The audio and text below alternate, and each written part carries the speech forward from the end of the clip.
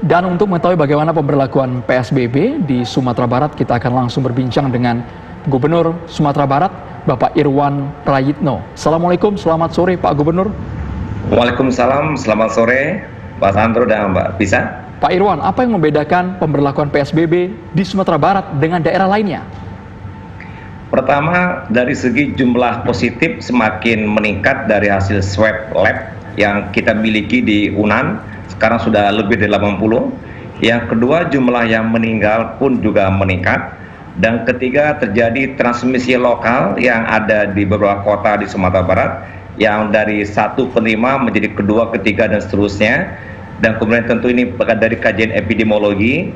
Dan yang keempat, para perantau yang puluhan ribu datang tiap hari ke Sumatera Barat menyebar ke seluruh kota kabupaten.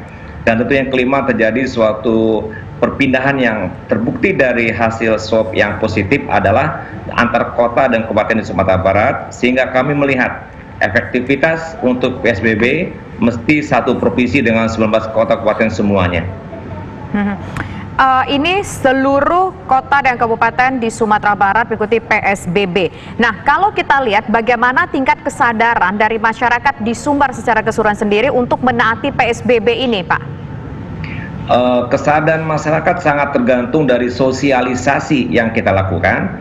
Memang kita hanya ada waktu 3 hari setelah keluar dari surat Menkes persetujuan, dan 3 hari itu untuk sosialisasi, dan rasa memang belum maksimal cukup. Oleh karena itu di daerah kampung-kampung itu masih ada keramaian yang insya Allah tiap hari kita tetap melakukan sosialisasi. Tapi di kota-kota besar, di jalan-jalan raya besar, dan di pasar-pasar besar, insya Allah sudah banyak yang mengikuti aturan dari PSBB dengan menutup kecuali toko pangan, ya makanan, dan juga obat, serta kebutuhan hidup sehari-hari. Jadi nanti kita akan perkuat lagi melalui sosialisasi sehingga kesadaran masyarakat semakin meningkat dan semakin peduli. Pak Irwan, bagaimana upaya untuk memantau warga yang masih melakukan mobilisasi, baik itu dari luar Sumatera Barat menuju ke dalam kota maupun sebaliknya, Pak? Kalau untuk dalam provinsi, kita 19 kota kabupaten sudah sepakat, yang di perbatasan masing-masing kota kabupaten ada posko, yang di situ kita menghambat semua yang masuk dan keluar, dan sepakat pula kita menerapkan PSBB di masing-masing tersebut. Kalau tidak 50% jumlah diturunkan. Begitu pula kendaraan motor dan kendaraan yang lainnya. Nah, untuk dari luar provinsi, kita punya 9 titik perbatasan yang sudah berjalan 20 hari lebih untuk membatasi para pendatang luar yang melalui darat. Dan itu kita catat, kita data, dan juga sudah disepakati data tersebut kita sebar ke nagari, desa-desa, sampai ke RW untuk dipantau agar mereka para pendatang untuk isolasi mandiri atau ke karantina yang kita siapkan 9 karantina dari provinsi dan belasan dari kota kabupaten. Pak, ini kan memang PSBB baru diterapkan hari ini. Aturan-aturannya pun bisa dikatakan sudah jelas, mayoritas sama bagi sejumlah daerah lainnya di tanah air, termasuk juga Sumatera Barat. Ada sanksi tegas tidak yang akan diberlakukan terhadap pelanggar? Jadi memang dalam Permenkes 9/2020 itu mengikuti aturan yang berlaku sebagai suatu bentuk sanksi, sehingga kami pun menyerahkan kepada kepolisian khususnya karena ada di jalan raya, mereka bisa dilakukan berbagai tindakan yang sesuai dengan aturan yang ada. Dan memang kita juga selain di jalan raya, orang yang berkerumun pun kita melalui payung PSBB kita bubarkan kecuali 5 orang, dan restoran-restoran boleh buka tapi tidak boleh melayani makan di tempat, harus take away. Dan semua aturan itu tentu kita harapkan mereka bisa mematuhi. Dan memang untuk sanksi kita yang kedua, yang pertama tentu persuasif dan memberikan kesadaran, dan saya yakin dengan pendekatan persuasif insya Allah masyarakat Sumbar bisa memahami dan mengikuti PSBB. Sektor ekonomi jelas terdampak, bagaimana dengan bantuan sosial, Pak, atau jaring pengaman sosial di sana?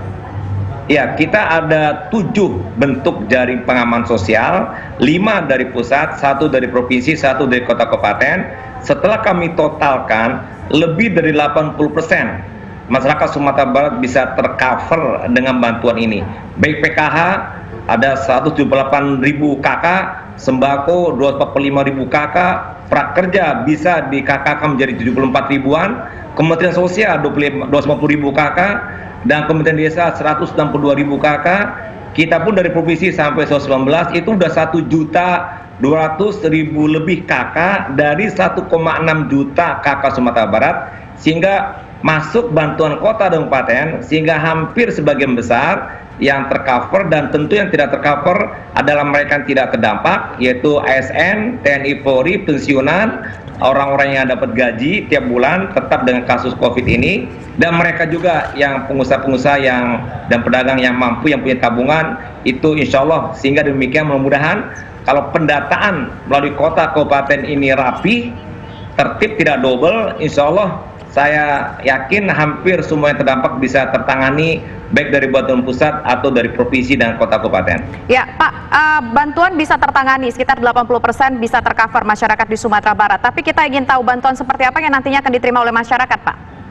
Pertama, PKH itu sudah berjalan 178.000, sembako juga sudah jalan sampai saat ini. Kemudian ditambah dengan prakerja, para penganggur akibat COVID tidak bekerja dan sebagainya, dia bisa mendapatkan bantuan 400.000 untuk 3 bulan, itu prakerja. Kementerian Sosial, ini juga sudah ada datanya dari data DTKS sebanyak 250.000 KK. Dari Kementerian Desa, itu kita juga sudah diperintahkan oleh Menteri Desa, 800 juta ke bawah, 25% diambil untuk membantu masyarakat desa. Yang 800 sampai 1,2 miliar anggaran desanya bisa diambil 30%, di atas 1,2 miliar diambil 35%. Itu semuanya bisa 162.000 KK dan masyarakat desa bisa dapat. Jadi mereka yang dapat PKH nggak dapat lagi sembako, kemudian dapat prakerja yang nggak dapat sebelumnya. Jadi semuanya insya Allah bisa tercover, apalagi dari bantuan provinsi yang Rp600.000 per KK per bulan pun itu cukup signifikan membantu mereka yang belum terdata dari 5 bantuan pemerintah pusat. Terima kasih Termasuk kota Gubernur kabupaten Sumatera juga. Barat, Bapak Irwan Prayitno atas waktunya.